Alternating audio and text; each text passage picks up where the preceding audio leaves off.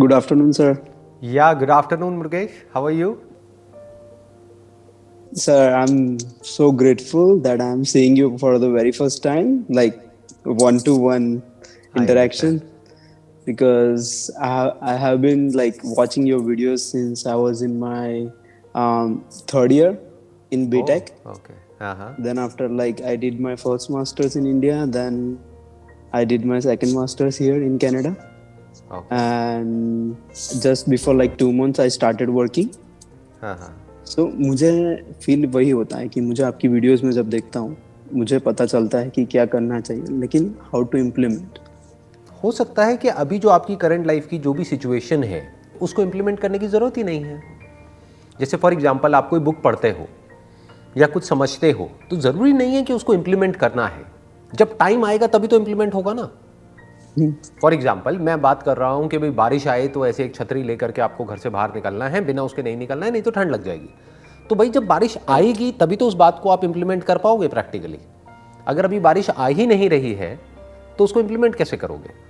ये जो क्वेश्चन आपने पूछा है ये बहुत लोग मेरे से पूछते हैं कि भाई हम सुन लेते हैं, समझ लेते हैं, लेकिन इम्प्लीमेंट नहीं कर पाते हैं। तो इम्प्लीमेंट करना ही क्यों है? बहुत सारी बातें होती हैं वो अंडरस्टैंडिंग के लिए होती हैं। दुनिया में जो यस सर। इतनी लाखों करोड़ों बुक्स हैं, बल्कि मैंने कम बोली, अरबों बुक्स हैं, राइट, वो इसलिए नहीं है कि उसको पढ़ करके कुछ इंप्लीमेंट किया जाए। पोएट्री इसलिए नहीं है कि उसको पढ़ करके कुछ इंप्लीमेंट किया जाए। जो एंशिएंट स्क्रिप्चर्स हैं वो सब इसलिए नहीं है कि उसको पढ़ करके कुछ इंप्लीमेंट किया जाए। वो इसलिए है क्योंकि कई बार समझ ही काफ़ी होती है। इनफैक्ट लाइफ में 99% चीज़ों में हमको कुछ इंप्लीमेंट करना ही नहीं होता है।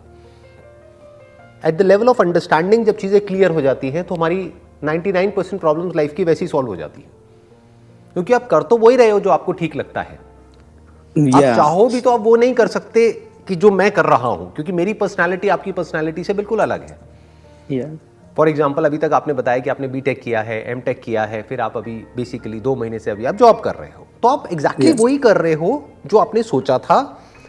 अब यस वो बात अलग है कि सोच के हम कुछ और करते हैं, लेकिन जब प्रैक्टिकली उस काम को करते हैं तो वहां से कुछ और निकलता है, फिर हम डिसअपॉइंट हो या जाते हैं। या बट ये लाइफ में चलता ही रहेगा। दूसरी सर बात एक थी सेटिस्फैक्शन की। जब मेरे पास कुछ भी नहीं था, मानो मैं 10th में था कि मैं बड़ा होके ये करूँगा ये करूँ, अब सारी चीज़ें वो जब मेरे पास धीरे धीरे आने लगी है तो उसमें भी मेरा दिमाग ऐसे काम करता है कि नहीं ये नहीं वो करना चाहिए था कुछ चीज़ करने के बाद। जैसे अभी मैंने जब मेरी जॉब लगी उसके पहले मैं स्टूडेंट परमिट पे था, अब मैं वर्क परमिट पर हूँ फिलहाल 3 साल के लिए। तो मैंने एक कार खरीदी। तो उस टाइम पे मैं लेने गया था मेरे फ्रेंड के साथ अपने लिए जो टॉप मॉडल आती है वो।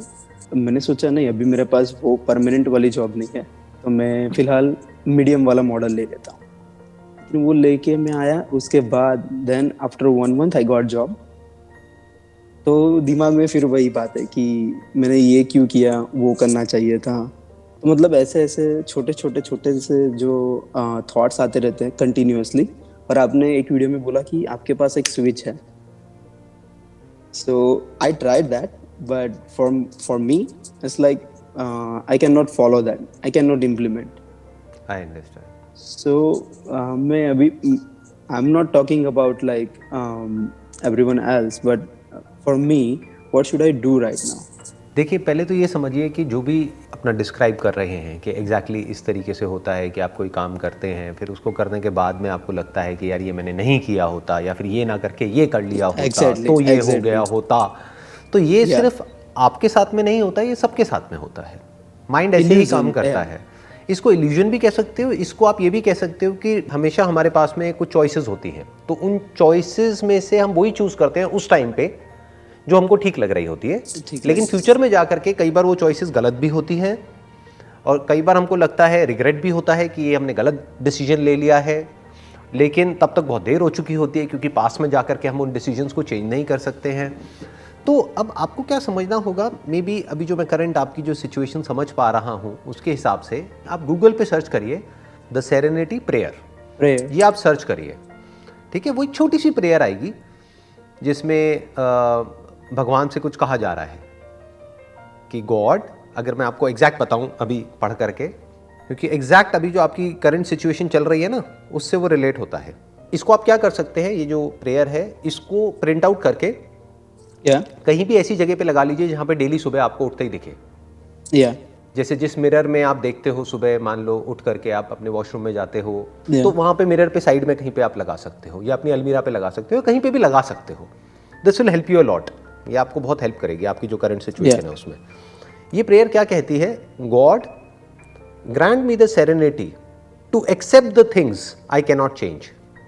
या हे भगवान, मुझे ये सेरेनिटी दो, यानी इतनी समझ दो कि मैं उन चीजों को एक्सेप्ट कर सकूं जिसको मैं नहीं बदल सकता। जैसे फॉर एग्जांपल पास्ट में आपने, अभी जो आप बता रहे थे जो इंसिडेंट, कि पास्ट में आपने एक गाड़ी ली जो टॉप मॉडल ना लेकर के मीडियम मॉडल लिया। या एक्चुअल में मेरी नजर से देखो तो उससे कोई फर्क नहीं पड़ता है, क्या मिड सेगमेंट क्या top, how does it matter. लेकिन फिर भी अगर बार बार माइंड में वो चीज आ भी रही है तो अभी आपको क्या समझना है कि अब मैं उसको बदल नहीं सकता हूं फिलहाल तो, क्योंकि अभी एक गाड़ी ली है तो उसको 1-2 साल तो रखोगे ना, उसके बाद में चेंज करोगे जब आपकी जॉब भी और स्टेबल हो जाएगी। अभी जॉब भी इतनी स्टेबल नहीं है, राइट? तो अब यहाँ पे क्या हुआ? God grant me the serenity to accept the things I can not change, कि जिसको मैं नहीं बदल सकता हूं उसको मैं एक्सेप्ट कर पाऊं। समटाइम्स होता है कि आप जिन लोगों के साथ रह रहे हो या फिर काम कर रहे हो या फिर पढ़ाई जिन लोगों के साथ कर रहे हो, आपको पता है कि वो लोग जब उनकी जो डिमांड्स है या फिर उनका जो मूड है उसके अकॉर्डिंगली एक्ट करते हैं आपके साथ, वो अच्छे हैं। अगर उनको ऐसा लगता है कि आपके पास से उनको कुछ हेल्प की ज़रूरत है या फिर कुछ है, तभी वो आपके साथ अच्छे हैं।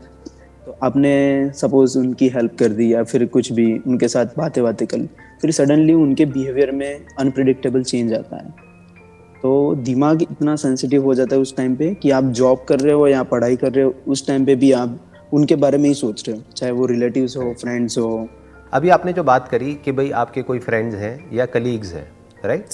फ्रेंड्स कहाँ होते हैं? आप जब कॉलेज में थे वहाँ पर कुछ फ्रेंड्स थे। हाँ। कलीग्स कहाँ पर हैं? जहाँ पर अभी आप काम कर रहे हो ऑफिस में, वहाँ पर कुछ कलीग्स हैं, कुछ सीनियर्स हैं, कुछ जूनियर्स हैं, कुछ सेम लेवल हाउसमेट्स या हाँ रूममेट्स हो गए जिनके साथ में आप रह रहे हो। तो बेसिकली क्या होता है, उनके बिहेवियर में चेंजेस आते हैं। क्या इसको आप कंट्रोल कर सकते हो या नहीं कर सकते हो? अभी जो मैंने जिस प्रेयर की बात करी, ये किस सेगमेंट में आता है? यू कैन नॉट कंट्रोल कि सामने वाला कैसे बिहेव करे, you can not control, right? तो आपको क्या करना है, ऐसी सिचुएशंस में एक्सेप्ट कर लेना है कि सामने वाले के बिहेवियर में चेंजेस आ रहे हैं। दोस्तियां बनती हैं, मिट जाती हैं, यही तो लाइफ है। रिलेशनशिप्स बनती हैं, मिट जाती हैं, कुछ है जो पहले से अच्छी हो जाती है टाइम के साथ साथ, कुछ है जो बुरी हो जाती है, कुछ है जो न्यूट्रल मोड में आ जाती है। ये सब अनप्रेडिक्टेबल है। तो ये प्रेयर जो है, इसको ध्यान से समझो आप।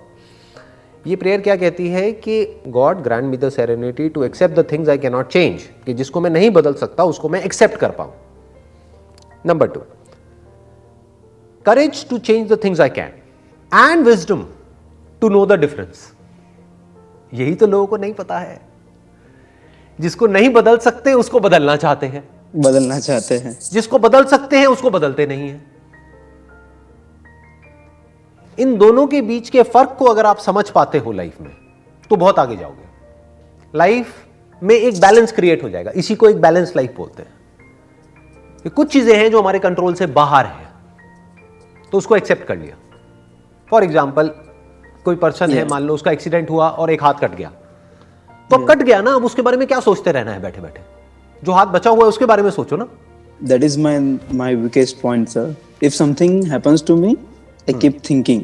ये सिर्फ आपके साथ नहीं है। Don't say that this is my weakest point, this is the weakest point of the mind.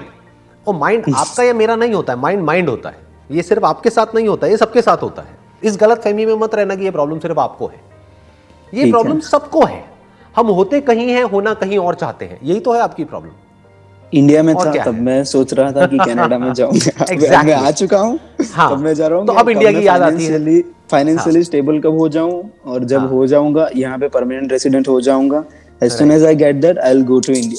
तो अब बेसिकली आपको क्या समझना है, जो लाइफ में जो समझना है ना, इस प्रेयर को जो मैंने अभी आपको कहा, सेरेनिटी, अब करोगे ये जो मैंने अभी कहा है आपको, या फिर बस सुन करके? क्योंकि अभी आपने क्या कहा था, आपका क्वेश्चन शुरू यहाँ से हुआ था कि मैं सुनता तो हूँ बहुत सारी चीजें, लेकिन इंप्लीमेंट नहीं कर पाता हूँ। अब जो मैं आपको बता रहा हूँ उसमें इंप्लीमेंट करने में कुछ भी नहीं है।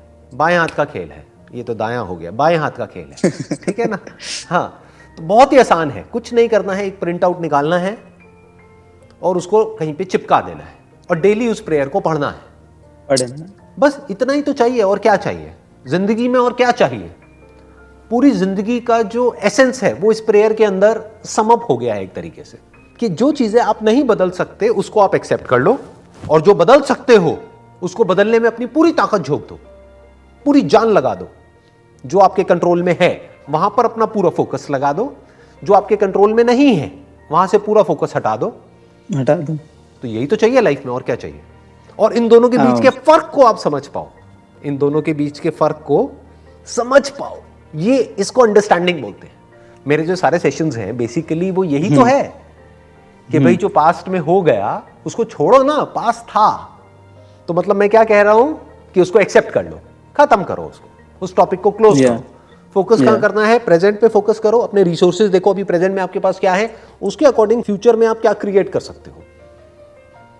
मान लो आज प्रेजेंट में आपके पास में जो भी कुछ है, एक बॉडी है, ये है, वो है, जो भी एजुकेशनल एक बैकग्राउंड है, क्वालिफिकेशंस है, बीटेक है, एमटेक है, ये है, वो है, जो भी कुछ है, वो सब किसके जैसा हो गया? क्ले के जैसा हो गया, जिसकी अपने आप में कोई फॉर्म नहीं है।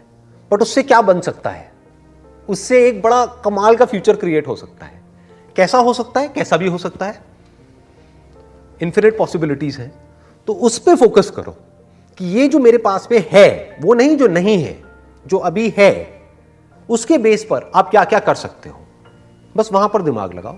As soon as I get to work tomorrow morning, I'm gonna take that printout and Great. I'll start doing that definitely.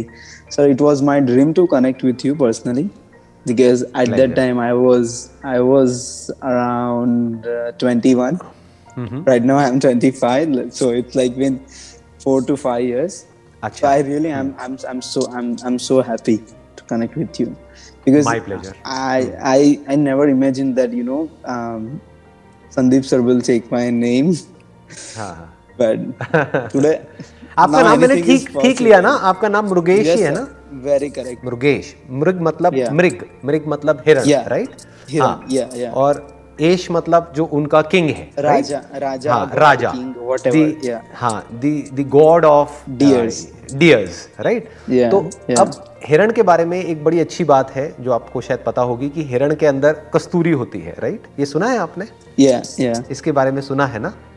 Yeah. कि उसके अंदर से खुशबू आ रही होती है, लेकिन उसको पता नहीं होता है कि वो खुशबू उसके अंदर से आ रही होती है, और वो पूरे अंदर दुनिया में भटकता रहता है उस खुशबू को ढूंढने के लिए, लेकिन उसको ये नहीं पता वो उसके अंदर से ही आ रही है। ऐसे ही जो भी आपने सवाल मेरे से पूछे हैं आज, उन सबके जवाब आपको खुद अपने अंदर ही मिलेंगे। आप पूछ मेरे से रहे हो, लेकिन जवाब आपके सारे अंदर ही है।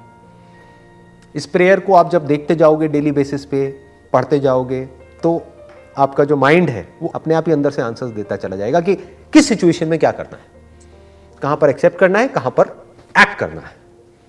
इन दोनों के बीच के फर्क को जितना बारीकी से आप समझ जाओगे, लाइफ अपने आप ही एक सही डायरेक्शन में निकल पड़ेगी।